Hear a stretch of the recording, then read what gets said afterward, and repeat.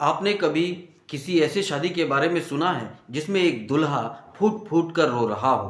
Engineer की शादी होती रही और शादी के वक्त इंजीनियर रोता रहा, कहता रहा शादी से बेहतर है मुझे मार दीजिए। इस इंजीनियर का नाम है विनोद कुमार और ये इसलिए रो रहा है क्योंकि इनकी शादी जबरदस्ती पकड़ कर करवाई गई थी।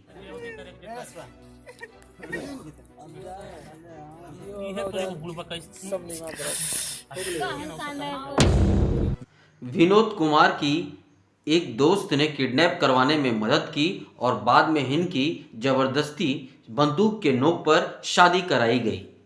लड़के के भाई के मुताबिक झांसे में लड़के को लेकर उसे दोस्त की शादी में छोड़ने की बातों में फुसलाकर सुरेंद्र यादव पंडारक ले गया और जबरन शादी करवा दी। लेकिन विनोद कुमार अकेले नहीं हैं जिनकी शादी जबरदस्ती पकड़वा कर करवा दी गई थी। हर साल बिहार में 8 से 10 हजार शादियां इसी तरह कराई जाती है और इसे कहते हैं पकड़वा विवाह। इस तरह की शादियां बिहार के कुछ पार्टिकुलर जिलों में अक्सर करवाई जाती है। पिछले साल एक न्यूज़ वायरल हुई थी जिसमें वैशाली के रहने वाले गौतम कुमार की शादी भी इसी तरह जबरदस्ती करवाई गई थी। न्यूज़ में देखें तो पिछले साल एक और न्यूज़ वायरल हुई थी जिसमें बिहार के रहने वाले एक वेटरनरी डॉक्टर को कॉल कर बुलाया गया इलाज के लिए और वहां पर उनकी जबरदस्ती पकड़कर शादी करवा दी गई थी। इस तरह की शादी करवाने के लिए बिहार में अकेले नहीं करवाया जाता है, इसके लिए बाकायदा प्रॉपर गैंग बनी हुई है जो इस तरह के कॉन्ट्रैक्ट लेती है और लोगों की शादी जबरदस्ती करवा देती है। इस तरह के गैंग बिहार में अक्सर चलते हैं और ये लड़की वालों से एक मोटा पैसा लेते हैं और उसके तहत लड़के ढूंढकर उनकी शादी करवा देते हैं। इस पर एक मूवी भी रिलीज हुई थी अंतर्द्वंद नाम की, जिसे नेशनल अवार्ड भी मिला था और ये स्टोरी बेस्ड थी बिहार के एक रियल स्टोरी पे। ऐसे कई सारी शादियां हैं जो बिहार में ज़बरदस्ती करवाई जाती है, हालांकि कुछ के रिकॉर्ड्स नहीं मिलते हैं। इसके अलावा जबरिया जोड़ी अतरंगी रे, इसके प्लॉट पे जो थीम थी उस समय भी इस पकड़वा विवाह की थ्योरी को ही यूज़ किया गया था।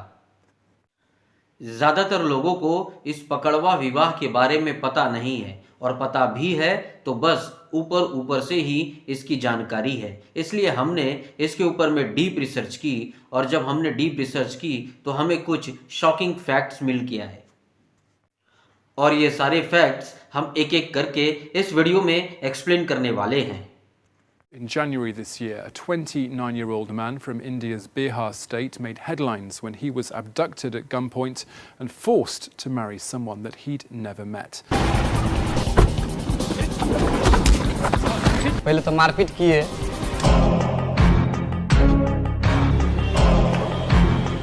उसके बाद फिर मेरी वहाँ जबरदस्ती शादी की गई।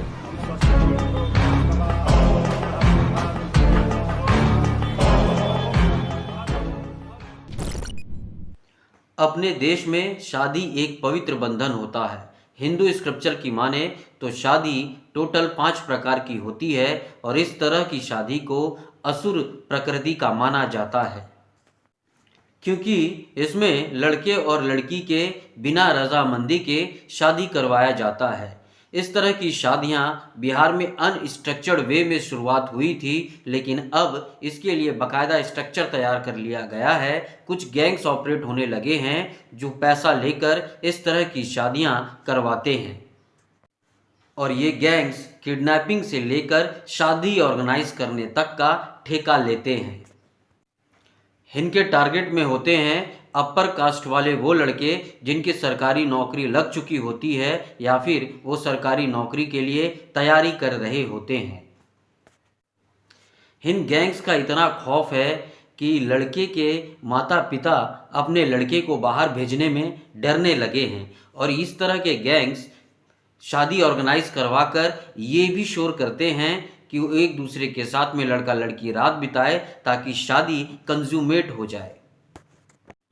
लेकिन सवाल ये उठता है कि इस तरह की शादी करवाने के लिए उन गैंग्स को पैसे कौन देता है? तो लड़की के पेरेंट्स। आपने सही सुना। क्या होता है, इसके साथ साथ एक और चीज़ बिहार में पॉपुलर है, वो है डाउरी यानी कि दहेज। कौन कहता है कि दहेज नहीं चलता? हर एक जगह चलता है, लेकिन कोई जानता है कोई नहीं जानता है। हमको नहीं मिला तो आप लोग जान गए। ये वीडियो बिहार की शादी की उस लड़के की है जिसने डाउरी के सारे डिमांड पूरे के होने के बावजूद भी सिर्फ 1 लाख रुपए के लिए शादी रुकवा दी थी। हम लोग भी इतना खर्चा किए हैं, कहाँ से हम अरेंज करेंगे। देखिए दोस्तों, तो मेरा माँ बाप का अच्छा था तो ना तो मिलवे किया है, 1 लाख ना बाकी है, वो तो मिल ही जाएगा ना। सोना का चैन और अंगूठी वो भी बाकी है। हाँ, तो उम्र वक्त में मिल जाएगा। नहीं हमको अभी चाहिए।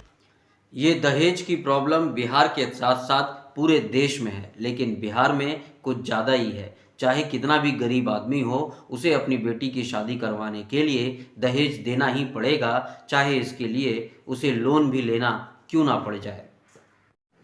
अगर लड़का वेल सेटल्ड है तो उसके लिए ज़्यादा दहेज लगता है। बिहार एक गरीब देश है जहाँ की पर कैपिटा इनकम सिर्फ 54,000 रुपये ही है, जो कि देश के पर कैपिटा इनकम का 1/3 है। लेकिन फिर भी जब यहाँ शादी होती है तो वेल सेटल्ड लड़के अपना रेट कार्ड लेकर आते हैं, यानी कि 15-20 लाख रुपए तो बिहार में दहेज के लिए एक आम बात है।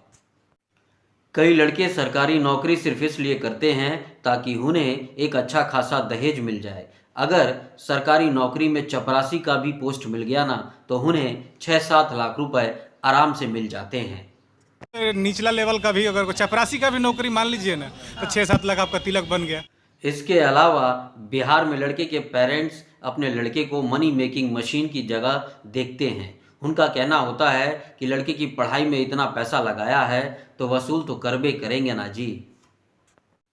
अब डाउरी लेना तो इलीगल है, लेकिन जो देने के लायक नहीं है इसके लिए लड़की के पेरेंट्स इन गैंग्स से कांटेक्ट करते हैं और ये गैंग्स कोई भी वेल सेटल्ड लड़का ढूंढ कर ले आते हैं और उनकी ज़बरदस्ती शादी उस लड़की से करवा दी जाती है। और ये जो पकड़कर जिनकी शादी जिन लड़कों की करवाई जाती है वो लड़के भी मिडिल क्लास फैमिली से आते हैं और इसी कारण ये बाद में आवाज़ नहीं उठा पाते हैं और लिटरली गन पॉइंट पर इनकी शादी करा दी जाती है। शादी के बाद भी ये गैंग लड़के की फैमिली पर प्रेशर बनाकर रखते हैं, ये इंश्योर करने के लिए कि लड़का लड़की को ना छोड़ दे, और इस शादी में वो फ़ोटो और वीडियो भी बनाते हैं और उन्हें ज़बरदस्ती हंसाया जाता है फ़ोटो और वीडियो को सही दिखाने के लिए। भाई हल्दी लेकर के वो सब जबरदस्ती आकर के कोई ऐसे से करे गुदगुदाए, और ये तस्वीर लेने वाला हाँ वो बोलता था कि सिर्फ आप हंसाइए एक बार, नहीं हंसाएंगे तो काम नहीं चलेगा। ऐसे में इन फोटो और वीडियोस को चलते इस शादी को तोड़ने के लिए कोर्ट केस के अलावा और कोई रास्ता बनता ही नहीं है। इसलिए मिडिल क्लास के लड़के जनरली इस शादी में कोर्ट केस तक जाते नहीं हैं और उस शादी को एक्सेप्ट कर लेते हैं। इसका एक और डार्क सीक्रेट सामने आता है जब ये पता चलता है कि शादी जिनकी करवाई जाती है उसमें वो जो लड़की रहती है वो भी रजामंद नहीं रहती है उस शादी के लिए। और ऐसे में इस शादी के बाद जो प्रॉब्लम चालू होती है वो है मेन प्रॉब्लम जो लड़के और लड़की के बीच में आती है।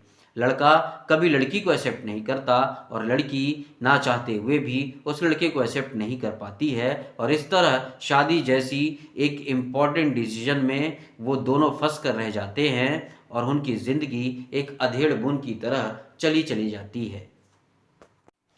इसके अलावा समाज का भी एक डर होता है कि यदि आपकी एक शादी हो गई तो दूसरी शादी आराम से नहीं हो पाती है, जैसे 29 साल के प्रवीण कुमार ने किया।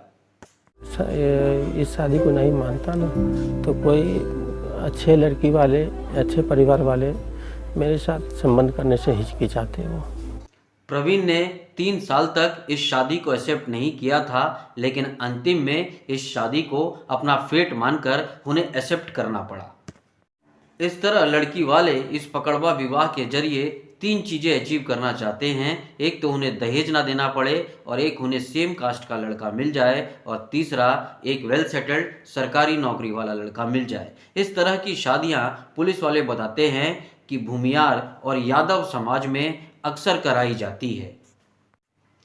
अगर आप ध्यान से इस विषय को देखेंगे तो आपको पता चलेगा जो समाज में फैली गंदगी है, कास्ट सिस्टम की, जो डाउरी की, जो वेल सेटल्ड लड़के को ढूंढने की, इन सब चीज़ों से निकलकर आई हुई बीमारी इस का जन्म देती है और इसके कारण लड़की वाले ज़बरदस्ती इस तरह के गैंगों को कांटेक्ट करते हैं जो उनकी लड़की का शादी पैसे लेकर एक वेल सेटल्ड लड़के से ऑन द सेम कास्ट करवा देते हैं।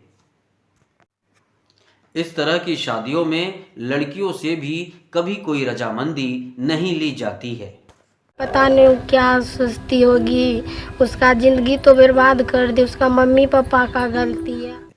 लड़की को लड़की वाले के घर वाले हमेशा एक बोझ की तरह सोचते हैं और हमेशा ये सोचते हैं कि किसी भी तरह इसकी शादी हो जाए तो आने वाले कुछ सालों में सब कुछ सही हो जाएगा, मगर ऐसा होता नहीं है। लड़की को लड़के के घर वाले कभी एक्सेप्ट नहीं कर पाते हैं।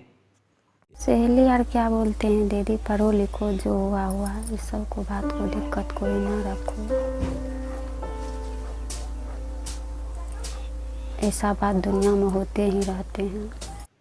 लड़का तो सिर्फ शादी के दिन टॉर्चर होता है, मगर लड़कियां शादी के बाद टॉर्चर होना शुरू हो जाती है और उन्हें अपने परिवार में असमंजस बनाकर चलना बड़ा मुश्किल हो जाता है।